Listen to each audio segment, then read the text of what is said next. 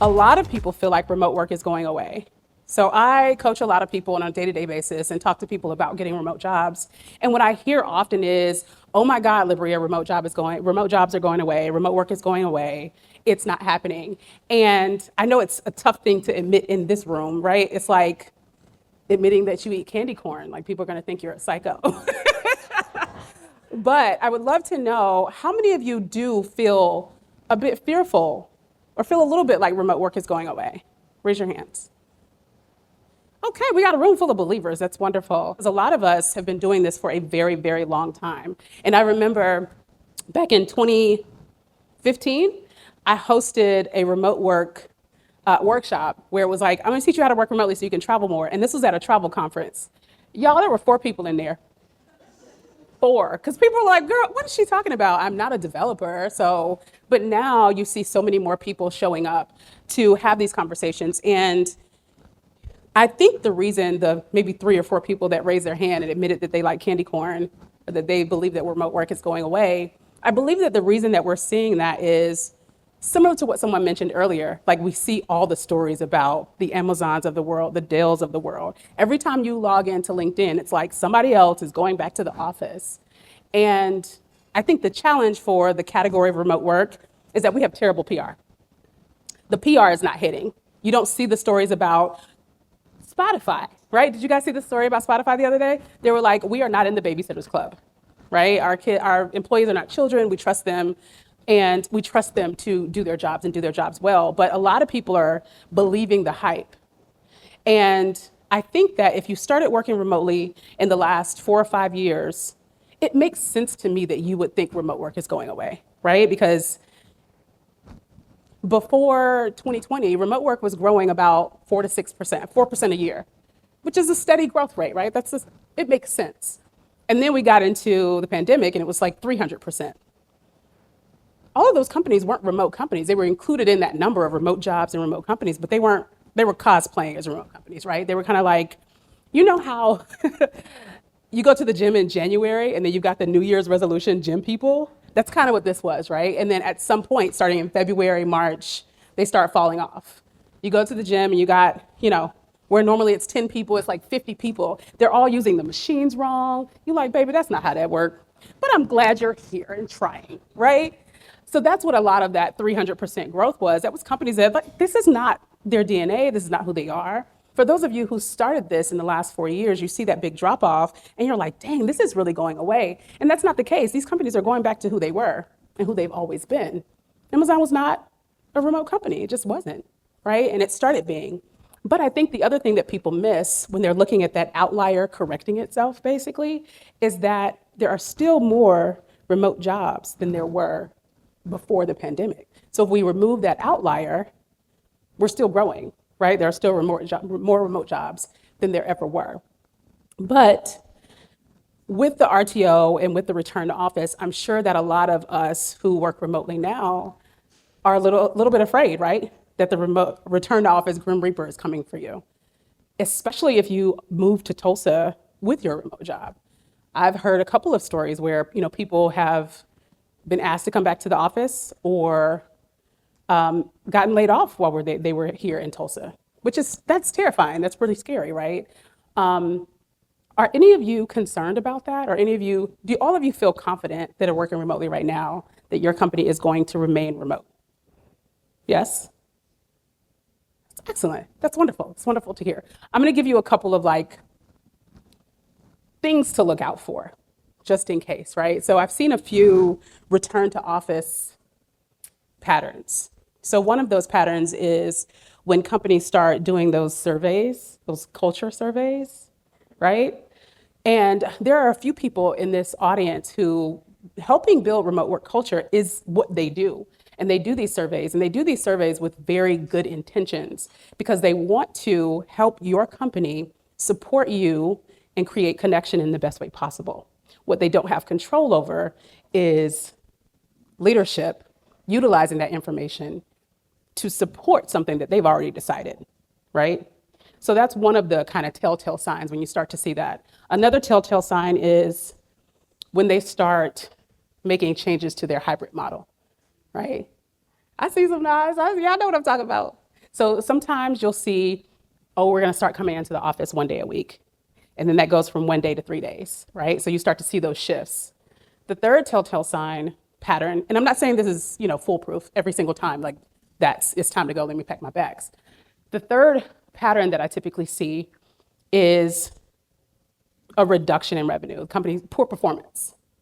Because a lot of times when leadership is experiencing challenges with their performance, they want to point to something that feels tangible, right? And they want to point to something that's outside of themselves. And they want to point to something that they feel like they can fix and control. And they can control where you're located. They cannot control the economy. They can't control the fact that maybe their marketing is just not hitting anymore, or they're doing the same things that they've been doing. So they want to focus on the things that they can control. So when you start to see those things, it might be time to start thinking about how to strategize and move forward. So getting to the people that want to work remotely, who, you currently work remote, but some of you may feel like you work remotely, but you're tied to a specific location and you want to kind of spread your wings and go internationally or be able to work outside of specific states, especially, after TR, right? A lot of us after our year, we want to travel and we want Tulsa Remote or Tulsa to be kind of our landing pad. Maybe we want to go work from Mexico for a month and things like that. Are there people that are looking for more international roles, or you're not stuck, but you are required to stay in one state? Somebody raise their hand fast. I ain't even finished. And so we're looking for more international roles. I'll tell you some of the challenges that I've seen from a lot of my audience who's been looking for remote work. A few of the challenges. One, like I said, remote jobs are not going away, but the competition is so much higher, right? Like I just said, I hosted a workshop in New York City, of all places, at a travel conference, which makes sense. Right? It makes sense that people will want to come to that. There were only 4 people, but now I host a workshop and 300 people are showing up. That's what's happening to job postings. When I start teaching this, I think the stat was, and if I've got HR people in here that can, hold me accountable, let me know. I think the stat was, when I first started doing this, for every job requisition, most recruiters would get 300 applications. And now it's like 3,000 plus. The competition has changed. So that's a huge challenge for a lot of us. And so to address that challenge, I think a lot of us have to stop doing what we've always done, right? A lot of people, I'm not gonna say you, it's not you. People we may know, people we may see when we look in the mirror, I don't know. We'll create a resume, you'll go get your resume updated. It's nice, it's a template, you got everything in there, right? You got your experience. If you're aged like me, you take that 10 years off. You don't put the year you graduate, no one needs to know that. Nobody needs to know that I worked at McDonald's in 1994, that's not important. You take that stuff off, but then you use that to apply for every job. We gotta stop doing that, right? We have people who will go on LinkedIn, and that easy apply button is convenient for you and everybody else, all 3,000 of the other people that are applying for the same role. So we've got to start doing the things that we don't feel like doing. I'm going to say a really bad word, and someone's going to glare at me. Networking. Yup. Somebody made a face in real life. It happened. I saw it. So I think that especially for those of you who, feel concerned that things may change for your job, now's a good time to start looking, right? So a lot of you are comfortable where you are. I'm not telling you to go leave your company, but what I will tell you is it's a really good idea to start building relationships before you need them. Because imagine getting laid off and then having to go find and network with people. It takes on average 6 months to land a job, on average, right? So if we're out of work today, that's 6 months we've got to go through that whole process to get something else. So for those of you that are confident and comfortable where you are, I think everybody should get into the job market maybe once a year just to make sure you still got it, right? And also test out, what are people offering? What's the pay scale? Take that resume for a spin and update that thing. So that's one of the challenges that I've seen. The other challenge that I've seen is my challenge back to people is to be more creative. I had a conversation with someone earlier today who is looking for positions, looking for jobs, and having trouble, and kind of mentioned that they also do virtual assistant work. Well, here's an opportunity for you to create your own remote job, right? Here's an opportunity for you to create a space for yourself. We don't always have to wait for a position to be opened up. And then the other concern is, which route do I take? Well, you don't have to pick one, right? You can try multiple things at the same time and see what lands you there. So I think right now we're in a space where people have to meet the challenges. So we're in a competitive market. You need to be more competitive. I'm going to say another bad word. Y'all gonna be mad at me, but it's fine. I can't even say it. Cover letters. I didn't want to say it. I'm sorry. We might have to start writing cover letters. We might have to start putting together portfolios. You know why other people aren't doing it, right? So we're talking about 3,000 people applying to a job. 2,998 of them are not about to write a cover letter. Sorry, I didn't like saying it. I feel bad about it. But we've got to start thinking about how we do the things that other people are unwilling to do. And when I say networking, do you know who you should be networking with? Do you guys feel like you know who you should be networking with when you're networking for jobs? You do. Tell me who. I think maybe networking with people in the industry you like to work in, maybe not necessarily the industry that you have experience in, but the industry that you would like to go into or just like to learn. Absolutely, I agree with that. That's a very good statement. And I think a mistake that a lot of people make is they'll slide into a recruiter's inbox.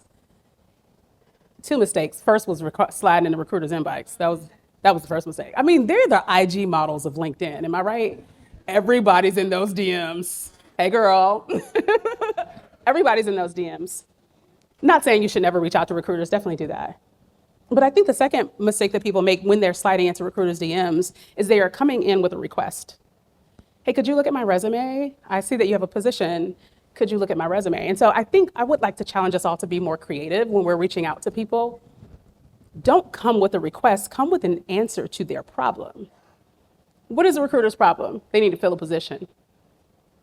They're already reviewing resumes. You think they're gonna stop doing that, review yours for you because you inbox them? No, that's not happening. And so I want us to be a little bit more creative when we're reaching out to people. So if you're gonna reach out to a recruiter, do so with some flair, some creativity. You know, I can get this taken off of your to-do list, right? I can help you close this position. The other person that I think a lot of people miss reaching out to are peers, right? So if you're going to apply for a job at, let's say, Salesforce, the immediate first thing that you're going to do is like, I'm going to find a recruiter or somebody in talent at Salesforce. But if I'm trying to be a project manager, why don't I reach out to another project manager at Salesforce? Here's why. One, that person doesn't necessarily expect that I want something from you, right? And then when I go to connect, we're peers, right? I got project management manager in my title. We can relate, like let's connect on that. The third thing is this person was in the same position that you were in before they got hired. So they've got a little bit more empathy for you. Recruiters are just like, man, listen, I got 90,000 people in my inboxes.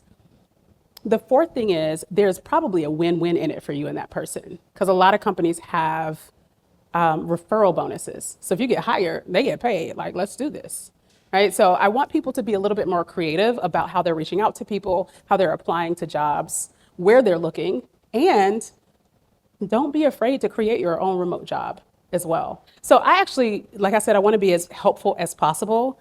I do presentations with slides all the time. I would love to just ask or answer questions and make this like more of a one-to-one, one-on-one coaching or one-on however many there are of you out there. So I would love to answer questions. I'm gonna have a seat, I think I can. I'm gonna sit on down. Take a load off. All right, who would like to be coached? Let's do this. Listen, she was not playing. I'm Michelle Farrow. I was laid off from Zayo last year. You were laid off from where? Zayo. You've never heard of them, but you know their customers, Amazon, Google, Okay. Walmart, okay? And I want a remote job, and I want to work overnights. Okay. You would think people would want people who like to stay up all night when the rest of you guys are asleep. But I cannot find the job to save my life. I don't even care what I do. I just want to work overnights, stay home with my cats. I got a laptop. What kind of work did you do? Telecommunications. Telecommunications. And you have been applying for, I assume, customer service type roles? Customer service, whatever. I just want overnight. It doesn't even matter the industry. I just want a paycheck to keep up my Scentsy habit because I'm a Scentsy girl too. So if you need a Scentsy consultant, I'm your girl. I didn't hear the second part, but it was I'm funny a because they started Scentsy laughing. consultant. So if you need Scentsy, I can hook you up. Excellent. So I think this is a situation where, so not knowing all of the details of your situation, first of all, I do want to just extend empathy for being unemployed. I think it's a really tough position to be in, especially in today's economy and in today's market. And two things I hear in your voice. One is conviction. You know exactly what you want, right? And the second thing I hear is frustration, right? And both of those things are valid. What I would suggest you do, this is just going to be slightly generic because I don't know the details, right? The first thing that you should do is if you find yourself applying and not hearing back from anyone, there's two things you can do. One, it might be that your application, the way you're applying, is where you need help, right? So maybe we need to talk about updating your resume template to make sure that it matches a lot of the jobs that you're applying for. One of the things I typically recommend people do is take 3 to 5 of the jobs they're applying for and make 2 lists. One list is everything in that job posting, in the roles and responsibilities and the requirements that you do have in your background, right? Across those 3 job postings. These are the things I absolutely have in my background. I got this on lock. I do this all day. I do this in my sleep. And then you have a list of things in those job postings that you don't have. I'm going to start with the don't have list first, because I think that immediately, especially for women, becomes my I'm not good enough for this job list, right? This is the reason I'm not going to apply for this job list. I'm going to flip that, and that list becomes your development plan. These are the things that I am going to work towards so that when I get this job, I can get promoted. Because I'm going to tell you something. If you meet 100% of the requirements, you need to be applying for that person's boss, right? You don't have to meet all of the requirements. So that list becomes your development plan. It also becomes the thing that you prepare to talk about in your interviews. Because what you don't want to do is go into an interview feeling vulnerable from a standpoint of they're going to ask me about this and I'm not going to know what to say. When they ask you about the things you don't have, you can already say, well, I know I don't have this in my background, but here's what I've been doing to work towards it, okay? So that's that first list. The second list is the things that you do have in your background. That starts to become the language that you use in your resume, because a lot of us build our resumes just based on what we do for a living. We're not talking about the things that we do for a living in the way the companies that we want to work for are talking about them. You need that language. And if what I just said sounds like a lot of work, get somebody else to do it. So I will tell you, there are people and there are resources that will review your resume for free. There is also a resource called jobscan.co. I feel like your first piece of homework is to take your resume and the last job that you applied for, put it into JobScan, and let it tell you what your resume was missing. Because that might unlock some of the roadblock that you're having there. The next thing I'm going to tell you is what you want is pretty specific. And I'm never going to say you can't have it. But you may want to consider creating it yourself. So if you go on Upwork or Fiverr or anything like that, you'll start to see, and just looking at what other people are doing, you'll start to see there are so many interesting things that people are doing on their own. One of the things I've shared before is, and I feel like this might be a good one for you. I'm gonna throw it out there. You decide what you want to do with it. There are a lot of small businesses who don't have any processes in place, and especially don't have customer service processes in place. And there are apps or programs like Freshdesk, which is like a email ticketing system, where if you learned how to set that up, which is super easy to do, you could also go and set that up for other companies, right? So you can do email and chat support, but you can also be the person that sets that up for other companies as well. And that's you creating your own remote job, and you creating something that you can get it to the point where you can hire other people to do it. So I think there's 2 paths. One is figure out where my roadblocks are for applying for jobs. And the other path is, why don't I take matters into my own hands and create my own job? I hope that was helpful. Not that I'm a dishonest person that Oh. would like to use This AI is to write interesting, Aubrey. Let me resumes lean and in. cover letters. But what are some AI hacks that you have for cover letters and resumes? You know what's listen, I feel like what you said at the beginning and what you said at the end, like that, using AI is not dishonest, right? Unless you let it lie, because it will lie on you, right? I've asked AI to like write me a resume or a cover letter for a job, and it basically made it sound like I had a PhD in chemistry or something. I was like, oh, do I? I mean, it sounds good. So you can absolutely use AI to superpower your job search. I've done a few workshops on that very thing. I think the smart way to do this, smart way to utilize AI, and you can use it for your resume, you can use it for writing cover letters, you can use it for applying for jobs if you want to. It'll apply for jobs for you while you're sleeping, right? Yeah, girl. Hey, wait. Do I need to break this down? Hold on. Let me put my hair back. So I'm going to start with this. What does the A in AI stand for? Artificial, right? So I am perfectly okay with people starting with AI to write a resume or to write a cover letter, but that is artificial. People hire people, right? So I think it's a really good way to spark the creativity, to get the party started. No one likes writing cover letters. Does anybody like writing cover? Girl, stop. Somebody just volunteered to write all y'all's cover letters. But AI is a good place to get the party started, right?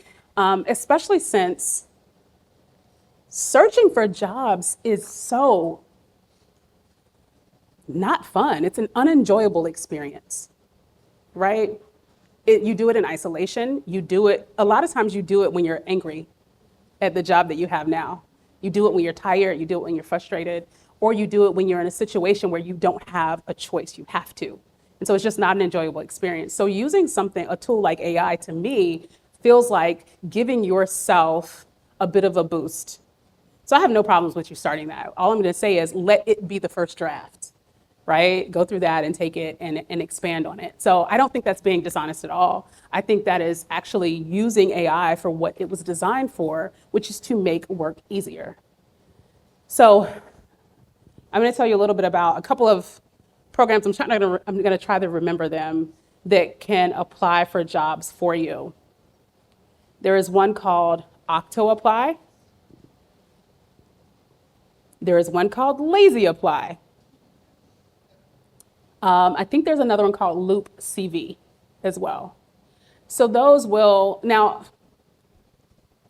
there's benefits to this, right? Because you get more numbers, right? So you're getting jobs, people are applying for these jobs. But this is why competition is so high for most positions. Remember I said earlier that you get one rec and you've got 3,000 people applying for it?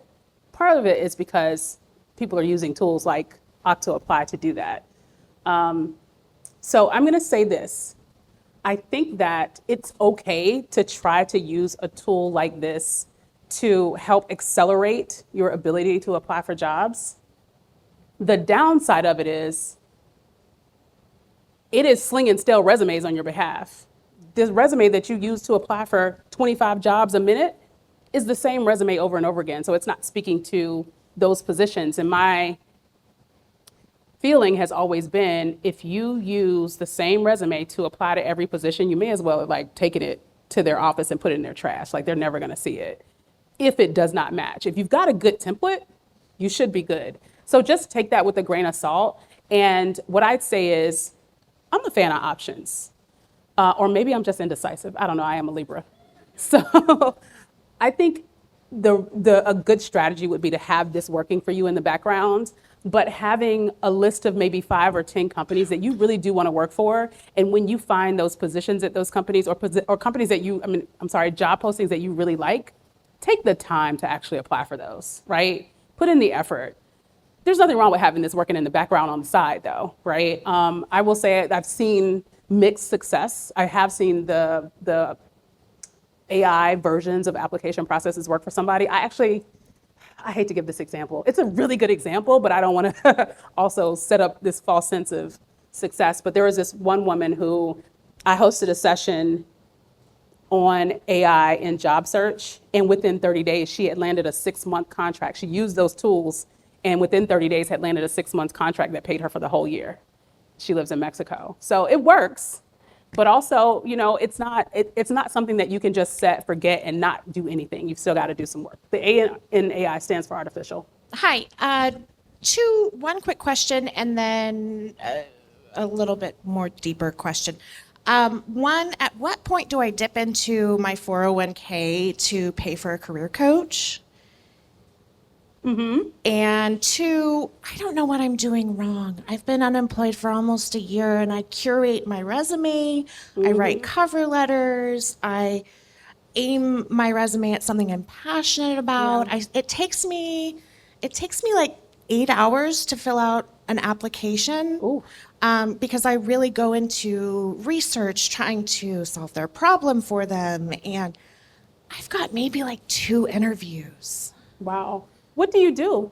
I used to work in InsurTech as an auto insurance underwriter, but I've pivoted so many times since then, I don't even know. What do you like doing? This is the person who said she was going to write y'all's cover letters, by the way. I feel like we came up with her business today. I love a lot of things. Insurance operations is my jam. Yeah. Education, insurance education, CX. Excellent. Have you been doing any work since you were unemployed? Yeah, actually. I am the operations architect for a small nonprofit out in Coweta. I don't get paid for it, but I have been doing a lot of work building their website and yeah. I don't know if you noticed this, but you started smiling harder when you talked about that. Yeah. No, I love nonprofits. I'm trying to get on with one right now, and I don't know how to get in, Yeah. So is it? I cannot answer your first question. I'm not a financial advisor. Start there. And I need one. I used to work for a 401k company, so I feel like, I'm obligated to say, do not touch your 401k, friend. But let's deal with the other things. You said you've been unemployed for a year. And I want to call out that we say on average it takes about 6 months to land a job, right? That is on average. And so I want people to know it can take longer, right? It can be shorter, but it can also take longer to bring the average to 6 months. And just based on what you're saying, I can tell that you've been very diligent about this. My first question to you is, do you feel like it has to be a job? Like it has to be W-2 employment? I mean, I'm trying to buy a house. I don't know what else to do. Okay, so you think the block here is that you believe that you need W-2 employment to buy a house? I suppose so, yeah. Yeah, okay. So I'll say 2 things. One, the work that you are doing for free, people get paid really well to do, right? So, and you seem excited about it as well. I am going to direct you to a company called Belay Solutions, Belay Solutions. I told somebody else about this company today. They actually hire people to do administrative work and operations work remotely anywhere in the US, and they're hiring right now. Yeah. We are having a recruiter roundtable with them on October 29th. So you can come and meet the recruiters there. They are a US-based company, so they actually hire virtual assistants, which is operations people, project managers, and stuff like that, all over the US. They hire bookkeepers, so if there are any bookkeepers in the room, and people who do social media management as well. They hire for website design as well, but they're not hiring for that right now. But we are doing a recruiter roundtable with them on October 29th. I would love for you to come to that. But also we have a special session after that where our paid Academy members can come and meet them. I would love for you to be my guest there. So can you connect with me on LinkedIn and then send me a message so I can send you Absolutely. the link Thank to you join so that? much. Yeah. And then there's another person that I think it would be important for you to get connected with. Her name is Hannah Dixon. Just message me and I'll send you this. Here's why. She has helped over 30,000 people become virtual assistants and build virtual assistants businesses. And I know folks that are making really good money on their own. And just the amount of joy that I heard when you explained what you were doing on the side, I want that for you. And I believe that you can have that and continue to, and make money doing it, right? And so I'd love to introduce you to Hannah as well. But both of these are basically parallel. So please inbox me so I can get you connected. Cool? Thank you so much. No problem. I'm the international sort of one when you talked about going international. Oh, yeah, yeah. as Your well. hand went up before I even finished. She was like, Listen, girl, I got to yeah. go. Tulsa gave me a fever on this. Oh, not to leave Tulsa. Sorry. I was like, what just happened? I'm looking at Justin like, oops. No. I love Don't Tulsa get me in Remote. trouble No. up here. My background is international. That's why. But that's why I was kind of interested in looking into what was the. This is my first year ever doing remote work, and I find it to be more interesting and satisfying, even though I'm doing the exact same thing that I was doing at the office. What remote work has provided, and also like moving to Tulsa, what it's done. I'm very interested also in looking like what, even if Tulsa stays my home base, what happens or what is going on. I know Justin touched on it a little bit earlier too in the panel, like internationally as well, to maintain remote work, because on top of that, there is the added consideration. I don't think my job is going to allow me to remain remote for long, and I'm not going back. So, I don't want to, it's a personal You choice. feel the but- RTO Reaper coming, huh? Yeah. So there's two things here. Like, A, you are concerned about the longevity of your current remote job, but B, you also want the freedom and space to. I don't mind the current job, to leave it or lose it, or, because I've kind of fallen into this lifestyle as it is. So I'd like to keep it, even if it isn't another job. Okay, so what your question is? Oh, my interest was more related to even more international remoting. Okay, excellent. What do you do? Right now, I'm a sales and marketing agent for a shipping line back home. Oh, excellent. So you do sales and marketing. Yes. Okay, excellent. That is very portable. I will tell you, for anybody that wants the freedom to be able to work internationally, and some of us don't want to move out of the country, right? Some of us are like, I would just love to be in Bali for like 2 months and then come on back, right? That's me. The challenge is some companies are not set up to allow for that, right? Even if you did want to move away for a year or 2 years or, indefinitely, some companies are not set up. I think a lot of people just assume that when companies don't allow that, they're just like, I don't know, mean. I don't know what people think, but there are very valid reasons why companies can't allow you to work outside of the US or sometimes outside of your state or in some specific states, right? Part of it is taxes. I heard somebody whisper that. Part of it's taxes, right? Taxes differ so much state to state. Like I live in Florida. When I was living in Oklahoma, I had to pay taxes in Oklahoma. I literally gave myself a raise when I changed my address to Florida because I didn't have to pay taxes. It was wonderful. So there's tax implications, but there's also legal implications as well, right? So the IP laws that we have in the US may not apply if you're working in Bali, right? So that's the second thing. Insurance. In the United States, we're very much like we expect, if you get a job, you expect them to give you insurance, right? If you are outside of the country, how are they going to facilitate that? The other thing is IP, right? So they want to, somebody's data gets breached every other day around here these days, but that's something that becomes a challenge as well, depending on where you're working from. And so there are valid reasons why some companies won't let you work internationally, but there are companies that exist to address those reasons for companies. So you're remote. Have you guys heard of remote? The company remote, right? So what they do is they act as an employer of record. So they handle all of that stuff to allow companies to hire globally. So you've got remote, you've got Oyster HR is another one. Globalization Partners is another one. And I think there's maybe 3 more. The reason I called them out is because, one, they hire people from everywhere, right? So that's one. If your goal is to work for a work from anywhere company, you are looking for companies like Remote, Oyster HR, Globalization Partners. But also, you're looking for their clients. So one of the things I think that is kind of a hack is looking at those companies and seeing who they serve, right? Looking at those companies and their competitors and seeing who they serve, because those people or those companies tend to have that kind of policy.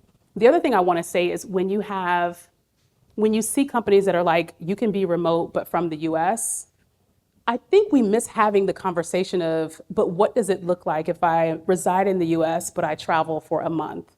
Because the company I work for wouldn't let me move out of the country, but I could go stay in Vietnam for a month. And so I think part of that is also just the conversation that you're having. But if your goal is to really go work for a company that is international and work from anywhere, there's a whole list of companies that are like that. I love to call them remote first companies, although that's not necessarily what that means. Remote first companies can be fully remote, but still want you to be in the US. But a company like Airbnb, right? Airbnb, I actually posted about them today. Today's Wednesday. No, I'm posting about them tomorrow. You heard it here first. So Airbnb is a almost fully remote company. They have a live and work anywhere policy. I'm saying that in quotation marks because they want you to live in the US, but they give you quarterly travel credits so that you can travel and work around the world. Remote does not care where you work from, baby. Just get this work done. And so that's kind of what you've got to focus on when you're looking international. I was laid off 6 weeks ago too. I was working. I have not had the honor to work remotely so far my whole entire life. I didn't even know that existed until COVID. I'm kind of like stuck in a situation like, do I want to continue doing what I've been doing?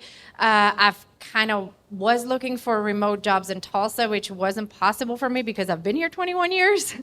So I looked a little bit in other places, but the only places I found was on LinkedIn. Now that you mentioned so many other pages, I'm like, okay, there is more, but I'm kind of like, do I want to continue doing what I was doing? Do I want to start completely fresh? My heart's desire, I want to be a coach sometimes in the future, but I have no experience in that place yet. I've done a lot of marketing. I have a marketing degree, a lot of administrative work and stuff like that. But some of those job descriptions are so unrealistic, like 10 years of social media marketing. We just started using Facebook 10 years ago. Like, stuff like that where I'm like, I don't match it, but you said stand out, network. How do I do that with companies outside of Tulsa? Like, I'm kind of completely lost in this whole remote thing.